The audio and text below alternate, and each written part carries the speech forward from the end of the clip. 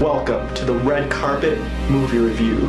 Today we review Murder on the Orient Express. Ladies and gentlemen, live from Hollywood, California, welcome to the Red Carpet Review, starring the Showstopper, Shawn Valentino, also starring Rich Twilling. Today, we review Murder on the Orient Express, live from the red carpet.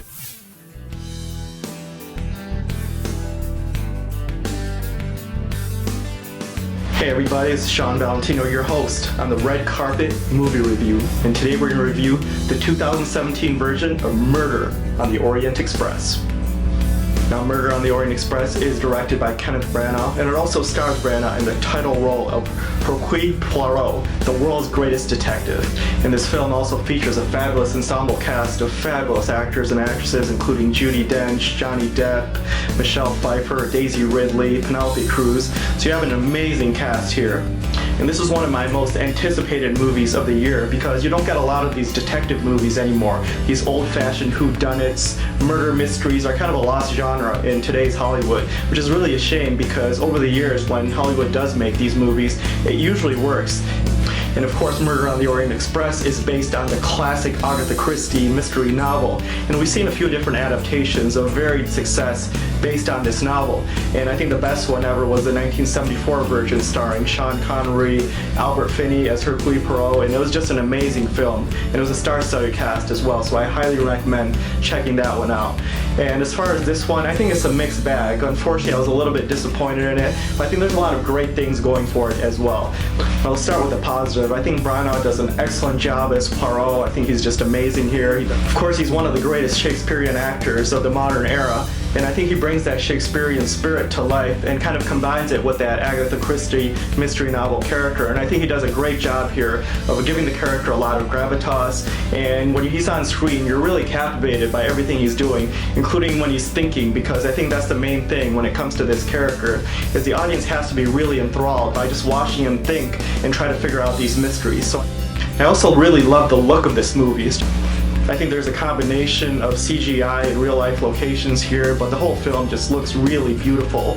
All the settings in the film are just exquisite to watch. And another thing I really liked about it is it really had that classic movie feel to it. Again, you don't see a lot of these old-fashioned murder mysteries anymore, and I really enjoyed the classic, elegant look to the film. And I thought the set design and the costume design were just beautiful. If you look at all the costuming and all the characters, it's just gorgeous to watch.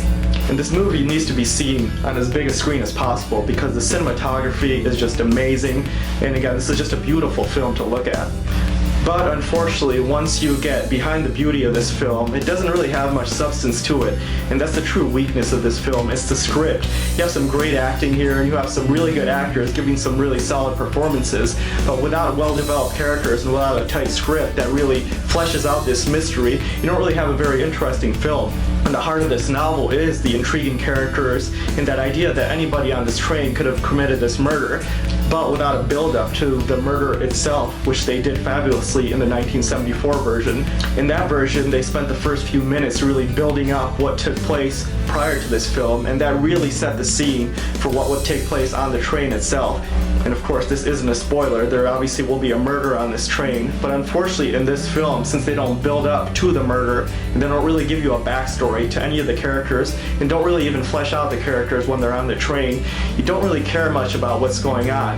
And that's really unfortunate because you have this great lead performance of the greatest detective in the world, but you don't have a good mystery to work with. And obviously a mystery movie without a great mystery at its heart, and without a lot of characters that you're invested in that might have done it and might not have done it, you're not going to get a very interesting picture. But that being said, I'm still going to recommend this picture. I really did enjoy watching it on the big screen because I do love mystery movies. And although I wasn't as intrigued as I should have been, I still recommend that you guys check this movie out because it's beautiful to look at. It's a triumph of cinematography, set design, and costume design. And it also has that classic movie mystery feel to it, even though the mystery isn't that well written.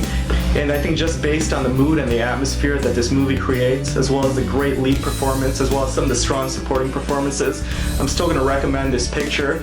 And we here at the Red Carpet Movie Review like to rate our movies on a 5-star scale. And I'm going to give Murder on the Orient Express 3 stars on the 5-star scale. again, despite its flaws, I really hope they keep making movies like this. The ending set itself up for a sequel. I think we're going to get the movie Death on the Nile. And of course, that's another classic Agatha Christie mystery novel. You might have read it already or seen some of the previous adaptations, but I'm really looking forward to it. Even though I feel that this was a very flawed movie, it still gave me enough to make me want to keep watching the adventures of the world's greatest detective.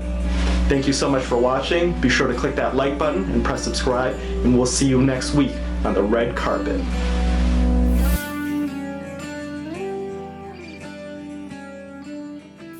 Thank you for watching the Red Carpet Review. Proceed to click that like button and press subscribe for weekly movie reviews past and present. We'll see you soon on the red carpet.